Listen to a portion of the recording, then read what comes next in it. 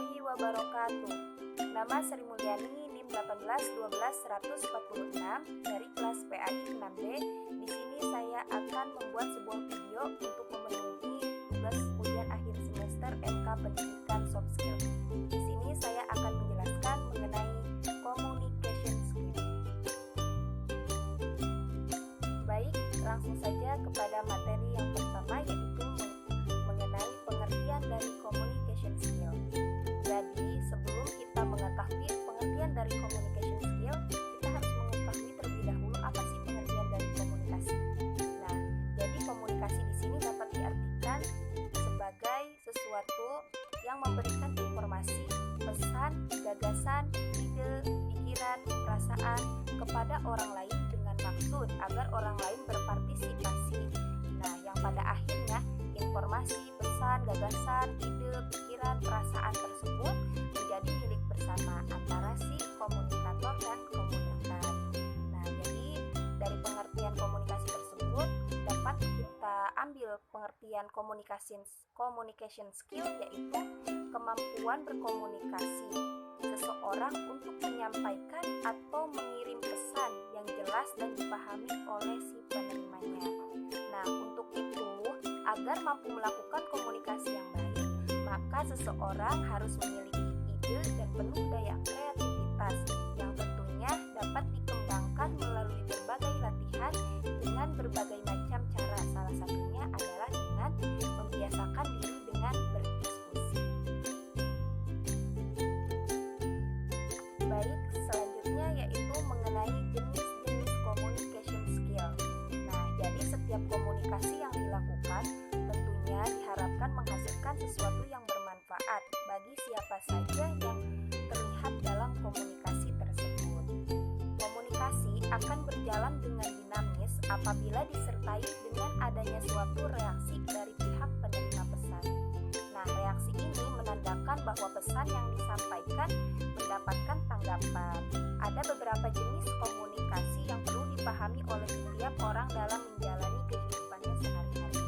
Nah, yaitu diantaranya pertama ada komunikasi verbal, kedua ada komunikasi fisik, dan yang ketiga ada komunikasi emosional. Nah, di sini saya akan menjelaskan satu persatu. Baik, yang pertama langsung saja mengenai keterampilan komunikasi verbal.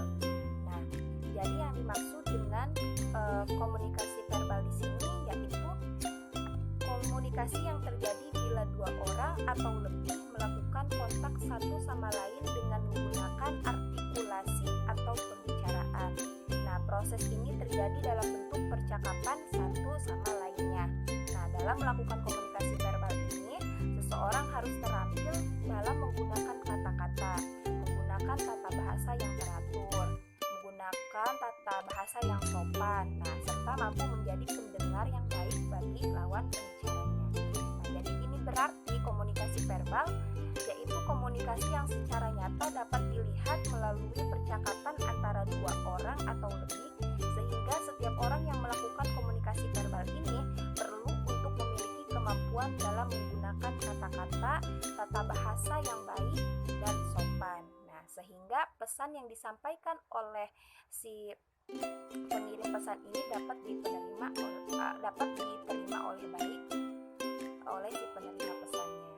Nah, lanjut ke jenis-jenis communication skill yang kedua, yaitu keterampilan komunikasi fisik. Nah, jadi komunikasi fisik di sini yaitu komunikasi yang terjadi manakala dua orang atau lebih melakukan kontak dengan menggunakan bahasa tubuh. Misalnya, wajah dan ekspresi wajah, posisi tubuh gerak-gerik, dan kontak mata kita dalam berkomunikasi itu termasuk dalam keterampilan komunikasi fisik. Nah, jadi seseorang itu membutuhkan untuk menggunakan isyarat nonverbal seperti tadi ekspresi wajah, contoh lain lambaian tangan dan lain sebagainya. Secara cepat ini, dengan itu secara cepat informasi yang disampaikan itu dapat diterima oleh si penerima pesannya. Nah, berarti dalam menggunakan komunikasi fisik ini, seseorang harus memiliki kemampuan untuk menggunakan anggota tubuh secara tepat dan sesuai sesuai dengan apa yang disampaikannya. Agar apa? Agar pesan yang disampaikannya itu mudah diterima. Lanjut ke jenis-jenis komunikasi skill yang ketiga. Nah, di sini yang ketiga yaitu keterampilan komunikasi emosional. Apa sih yang dimaksud dengan komunikasi emosional? Komunikasi emosional yaitu interaksi yang terjadi manakala individu melakukan kontak satu sama lain dengan melakukan curahan perasaan.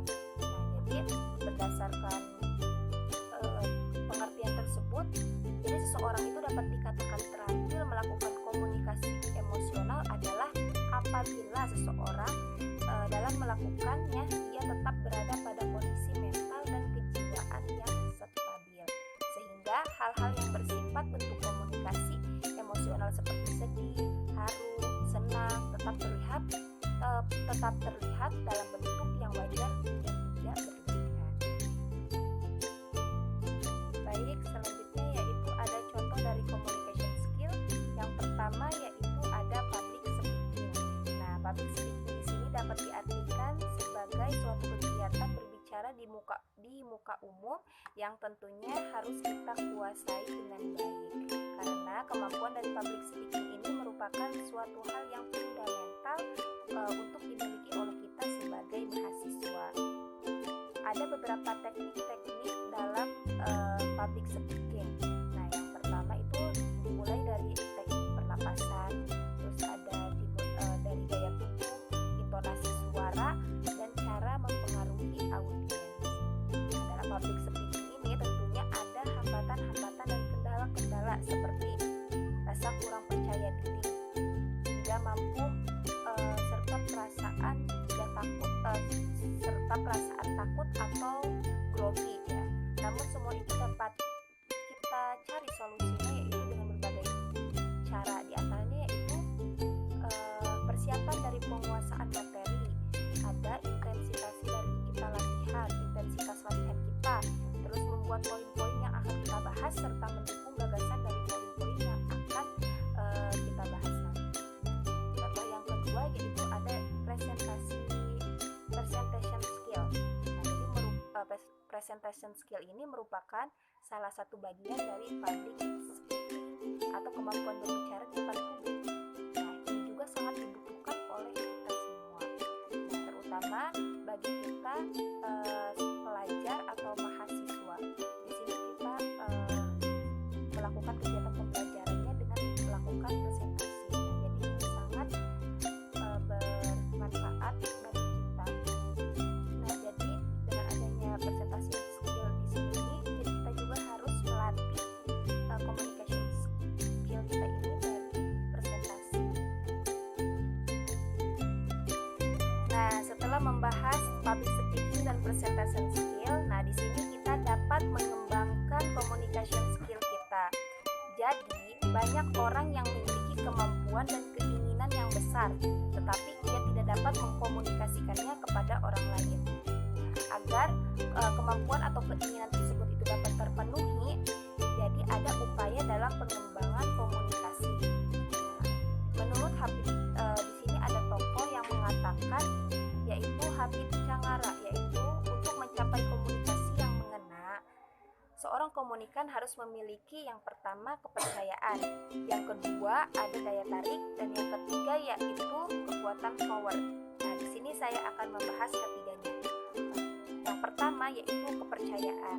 Jadi komunikator yang baik dan efektif itu harus memiliki kredibilitas yang tinggi. Yang dimaksud dengan kredibilitas itu yaitu seperangkat persepsi tentang kelebihan-kelebihan yang dimiliki sumber sehingga diterima dan diikuti oleh si pendengarnya. Untuk mengembangkan kepercayaan dan kredibilitas itu, seorang harus mampu memperkuat karakter pribadinya, mengendalikan emosinya, dan memiliki kemampuan berargumentasi yang baik dan benar. Selanjutnya yaitu pengembangan upaya selanjutnya yaitu daya tarik. Nah, jadi komunikator di sini daya tarik itu dapat diartikan suatu faktor yang harus dimiliki oleh seseorang komunikator. Karena daya tarik di sini itu sangat menentukan berhasil tidaknya seseorang dalam berkomunikasi.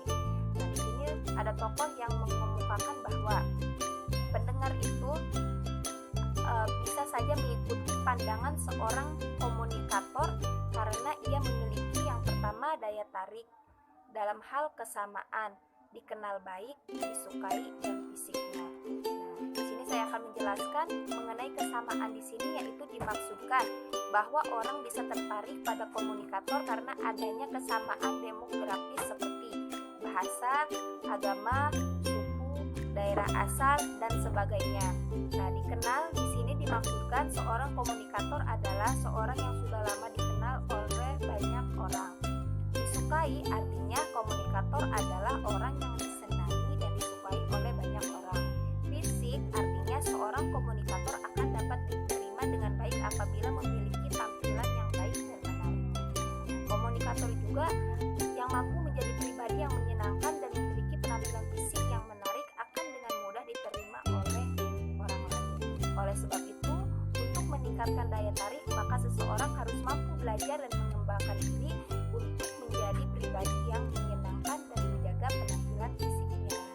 Yang terakhir yaitu kekuatan atau disebut dengan power. Jadi kekuatan di sini dapat diartikan sebagai kekuasaan di mana orang dengan mudah menerima suatu pendapat kalau hal itu disampaikan kepada orang lain yang memiliki kekuasaan. Nah, kekuatan juga dapat diartikan sebagai kepercayaan diri yang harus dimiliki oleh seorang komunikator. Nah, kepercayaan dalam komunikasi akan tumbuh apabila komunikator mampu memproyeksikan dirinya ke dalam orang lain. Dengan demikian, dapat dikatakan bahwa apabila seorang memiliki kekuatan dalam berkomunikasi, maka ia harus mampu mengembangkan kepercayaan dirinya. Itulah penjelasan mengenai communication skill. Kurang dan lebihnya saya mohon maaf. Wassalamualaikum.